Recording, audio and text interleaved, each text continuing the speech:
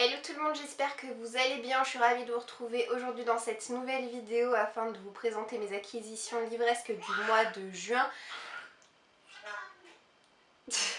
Ça joue à côté, ça chahute. Je commence tout de suite cette vidéo en vous montrant les 3 services presse que j'ai reçus courant juin. Le premier, je ne vais pas m'y attarder parce que je l'ai reçu tout début juin et je l'ai lu dans la foulée parce qu'il me faisait très envie, j'avais vraiment envie de le lire avant de partir en vacances et du coup il y a eu un update lecture entre temps, donc mon avis est déjà en ligne si ça vous intéresse de le connaître. Donc c'est Apocalypse Blues de Chloé Jo Bertrand qui m'a gentiment été envoyé par la maison d'édition Brajlon à l'occasion de la création de leur nouvelle collection Young Adult qui s'appelle Big Bang. En réalité c'est un livre qui est sorti il y a déjà quelques années et qui est réédité dans cette nouvelle collection.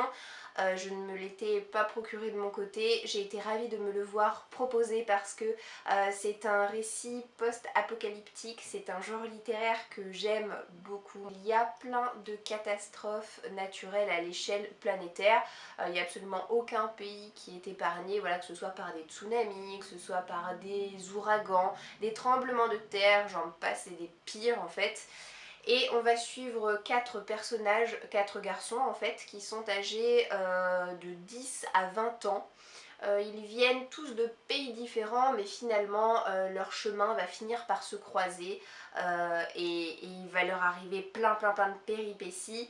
Je vous engage vraiment à vous pencher de plus près sur ce titre si ce n'a pas encore été fait.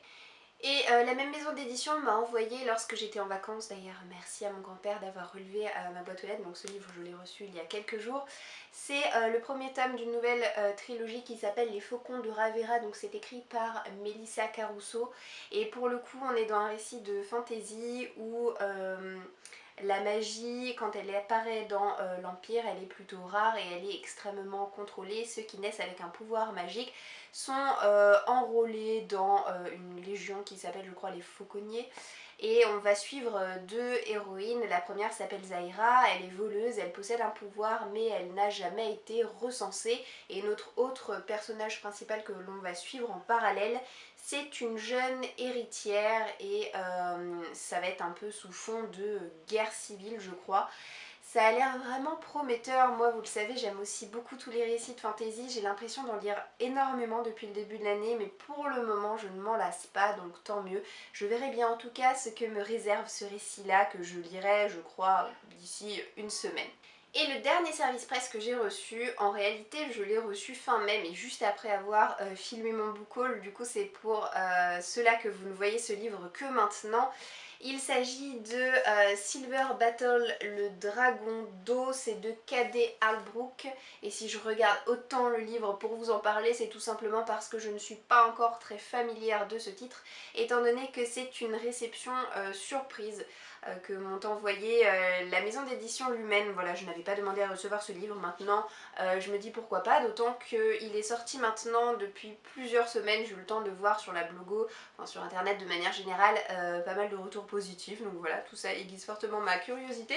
On a une plaquette de présentation comme ceci, voilà, je pense que vous en doutez autant que moi, il va y avoir des dragons dans cette histoire. Wow, wow, wow.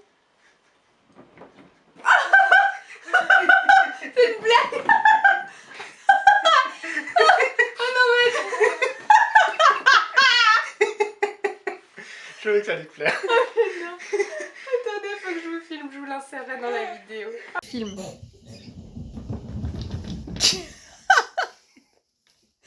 Salut. Bon bah on va... Merci pour cette intervention. D'après ce que j'ai compris de cette histoire, on va suivre une jeune fille, alors c'est une adolescente, elle a 13 ans, elle vit en plein désert et elle est censée reprendre la succession, le flambeau de son père qui est un célèbre bijoutier, sauf que Silver, puisque c'est son prénom, n'a pas du tout envie de faire ce métier-là plus tard. Elle, ce n'est pas une fille du désert, elle appartient vraiment à l'océan et elle rêve de faire une suite ininterrompue de courses à dos de dragons d'eau. Alors c'en est tout des services presse. Maintenant je vais passer aux livres qui ont été envoyés par la maison d'édition à Marius, et en fait il y en a une sacrée tripotée, donc je vais essayer de passer assez vite parce que peut-être que ça n'intéresse pas tout le monde tout simplement. En plus de ça, j'ai même reçu des livres que je n'avais pas demandé. C'est la raison pour laquelle, oui, j'ai acheté moi-même un album comme je le fais chaque mois à mon petit biscuit. Je vous ai dit que je le ferais jusqu'à la fin de l'année. J'ai changé d'avis. En fait, maintenant Marius a tellement de livres qu'il faut que je commence tout simplement à mettre le haut là. Et voilà, à partir du mois prochain, je ne lui achèterai plus d'albums pendant un petit moment. Peut-être que je craquerai en l'emmenant à Montreuil en décembre. Mais très sincèrement, là il faut que je me calme parce que pour rappel, Marius n'a pas sa propre chambre, il est dans une pièce où, comme vous le voyez, il y a ma bibliothèque où je filme mes vidéos, où mon chéri a son bureau. Et bref, tant qu'il n'a pas son espace rien qu'à lui, et bah sa bibliothèque est en réalité à l'intérieur de la mienne puisque une étagère lui est entièrement consacrée et cette étagère se remplit à toute vitesse. Donc tant qu'on n'a pas déménagé, il faut vraiment que je me calme un peu sur les demandes de service presse, sur les achats, etc. Donc voilà pour la petite parenthèse, mais je vais quand même vous présenter les livres qu'il a reçus ce mois-ci, d'autant qu'il les a reçus tout début juin, donc on a vraiment eu le temps, lui comme moi, de les lire et je vais pouvoir vraiment vous parler de ses préférences. De la part des éditions Casterman, on a reçu Je vais te dévorer de baisers, donc c'est un petit album avec des mains marionnettes, ça il adore. En fait c'est simple, dès qu'il me voit faire ça, il se précipite sur les pattes du lion pour pouvoir, voilà, le mordiller, etc. En plus de ça, comme il a les dents qui le titillent, là, il lui en est poussé 4 d'un coup en l'espace d'un mois. C'est assez ahurissant d'ailleurs, donc il a eu une période assez difficile où il fallait vraiment qu'il croque sur absolument tout ce qui passait à sa portée. Mais bon, le texte n'est pas extraordinaire, hein, je vous le dis honnêtement. Maintenant, ce qui me plaît, c'est que chaque double page possède des couleurs très vives et puis bon, bah gros plus pour ses bras marionnettes. De la part des éditions Nathan, il a aussi reçu pas mal d'albums, même certains que je n'ai pas demandé à recevoir et qui ne m'intéressent pas forcément. Donc du coup, je pense que je ne vais pas prendre la peine de vous les présenter dans cette vidéo, sinon ce serait bien trop long.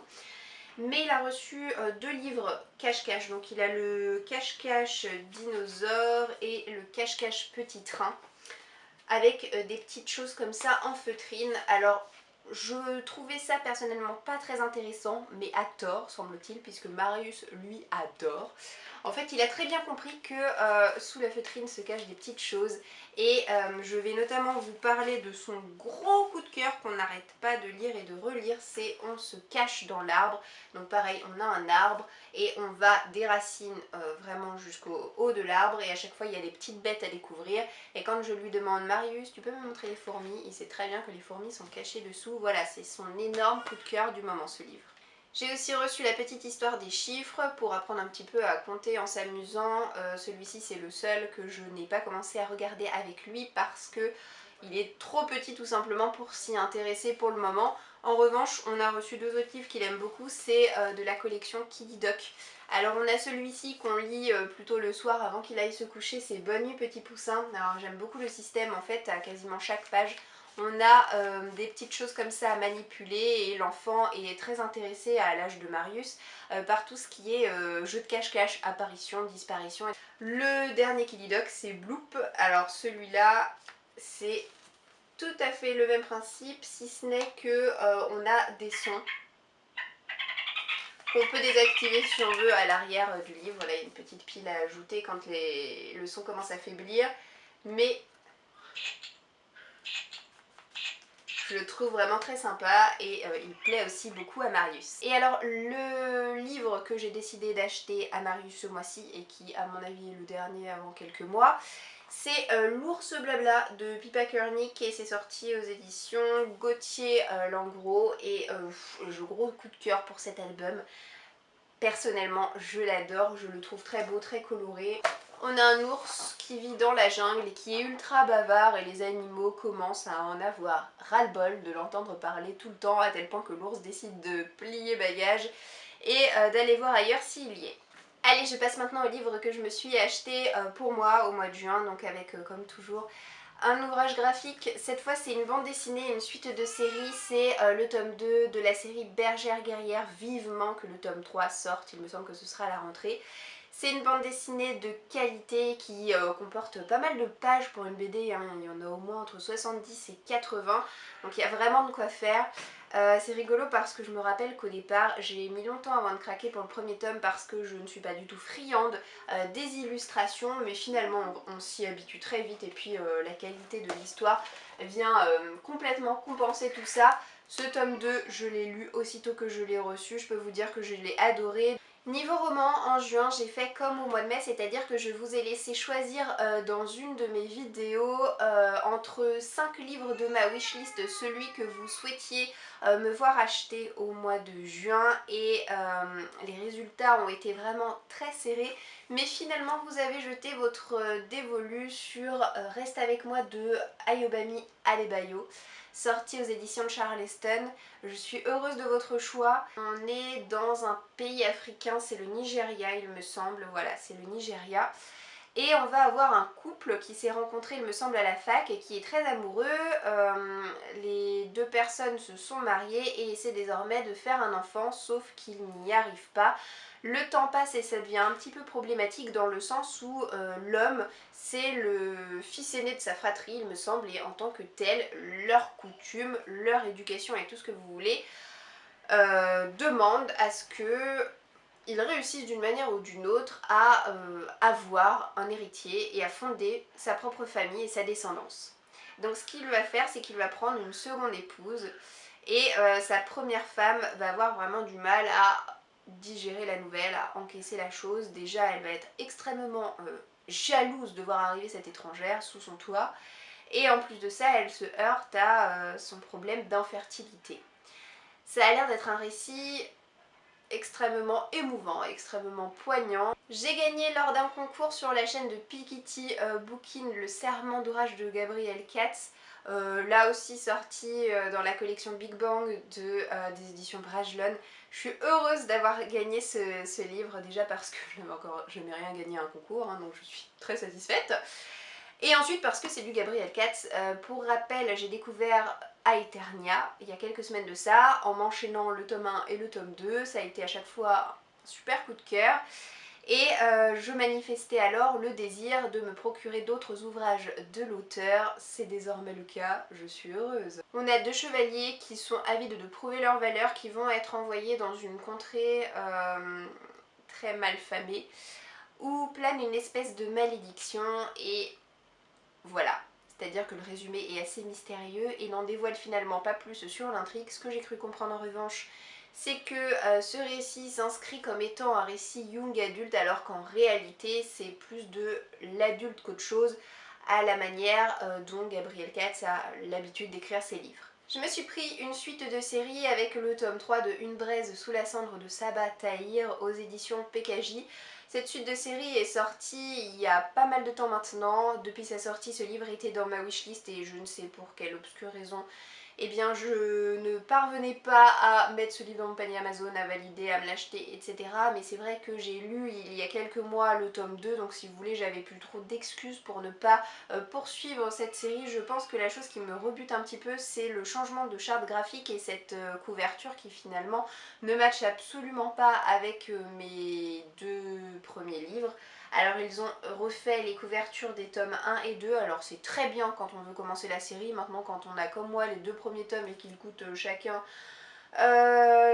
quasiment 20 €, ils sont gentils chez PKJ, mais je vais pas m'amuser à me racheter le tome 1 et le tome 2, hein, tant pis, ce sera comme ça, c'est tout. On a les érudits qui ont été réduits en esclavage par les martiaux, qui sont un peuple guerrier. Parmi ces érudits, on a Laïa, l'un de nos personnages principaux, qui va tout faire pour libérer son frère, et on va suivre comme ça en parallèle le destin de Laïa, mais également le destin d'Elias, un martial qui va lui venir en aide. J'ai beaucoup aimé le tome 2, peut-être un peu moins que le premier, mais ça a quand même été une excellente lecture. Je me demande ce que me réserve ce tome 3 parce que c'est vrai que le tome 2 s'arrêtait sur de grosses interrogations. Les éditions Gallimard ont le don de sortir en ce moment des livres qui me tentent énormément, à l'image de ce livre Les 7 royaumes de Abby Elphinstone. Donc c'est un livre qui est comme ça tout vert, c'est assez original dans la bibliothèque. Maintenant je peux pas dire que j'en sois particulièrement fan, mais en tout cas, oh, il y a des petites étoiles sur les pages, bref.